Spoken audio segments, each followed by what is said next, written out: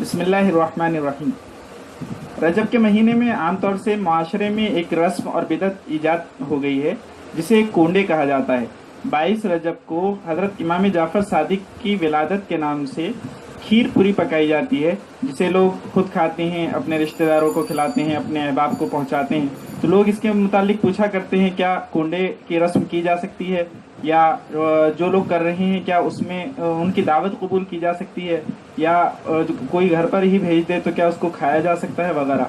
تو اس طرح کے تمام سوالات کے جوابات ہم نے اپنی اس کتاب مومن اور اسلامی سال میں دیے ہیں۔ اسی میں سے ہم کچھ فتاویٰ اور کچھ فتوے اکابرین کے آپ کو پڑھ کر سنانا چاہتے ہیں۔ البتہ یہ دھیان رہے کہ جو لوگ یہ کہتے ہیں کہ یہ امام جعفر صادق رحمۃ اللہ علیہ کی نیاز ہے، تو یہ بات غلط ہے۔ تاریخ کے اعتبار سے یہ امام جعفر صادق رحمۃ اللہ علیہ کی ولادت کی کوئی خوشی نہیں منائی جاتی، بلکہ یہ حضرت معاویہ رضی اللہ عنہ کی وفات کی خوشی منائی جاتی ہے، جو اہل تشیع نے شروع کی تھی، لیکن اہل سنت والجماعت میں بھی بعض لوگوں میں یہ چیز رواج پا گئی ان کی غفلت یا جہالت کی بنا پر۔ اب ہم کچھ ایسے فتوے آپ کو پڑھ کر سنانا چاہتے ہیں جو اکابرین نے کنڈوں کے متعلق دیے ہیں۔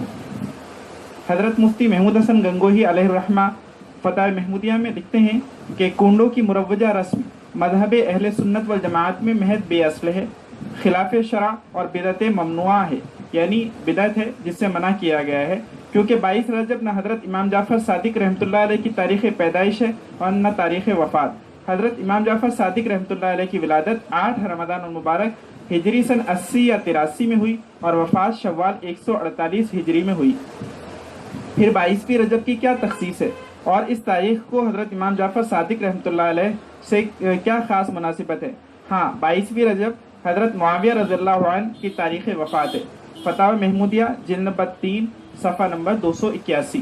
اور احسن الفتاوی میں مفتی رشید احمد لدھیانوی لکھتے ہیں کہ کنڈوں کی مروج رسم دشمنان صحابہ کرام رضی اللہ عنہم نے حضرت معاویہ رضی اللہ عنہ کی وفات پر اظہار مسرت کے لیے ایجاد کی ہے۔ 22 رجب حضرت معاویہ رضی اللہ عنہ کی تاریخ وفات ہے۔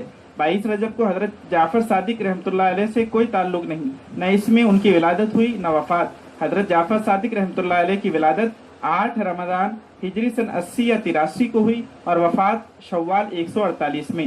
اس سے ثابت ہوتا ہے کہ اس رسم کو محض پردہ پوشی کے لیے حضرت جعفر صادق رحمۃ اللہ علیہ کی طرف منسوب کیا جاتا ہے، ورنہ در حقیقت یہ تقریب حضرت معاویہ رضی اللہ عنہ کی وفات کی خوشی میں منائی جاتی ہے۔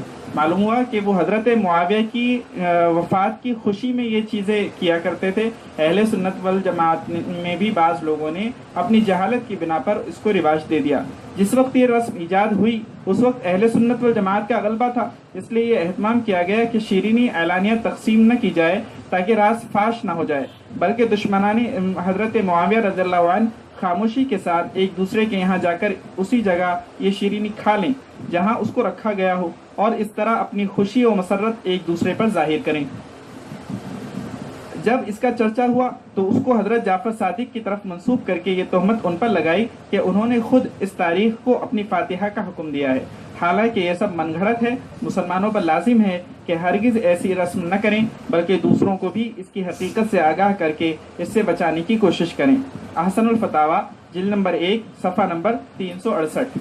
مولانا عبدالعلی صاحب فاروقی رقم تراز ہیں، کیونکہ اس وقت اہل سنت والجماعت کا غلبہ تھا اور وہ صحابی رسول کی توہین اور ان کی وفات پر اظہار مسرت کو برداشت نہیں کر سکتے تھے، اس لیے رافضیوں نے چھپ چھپا کر اپنے اپنے گھروں میں ہی ٹکیاں بنا لیں اور انہیں آپس میں تقسیم کر کے خفیہ طور پر اظہار مسرت کر کے دشمنی صحابہ کا ثبوت فراہم کیا۔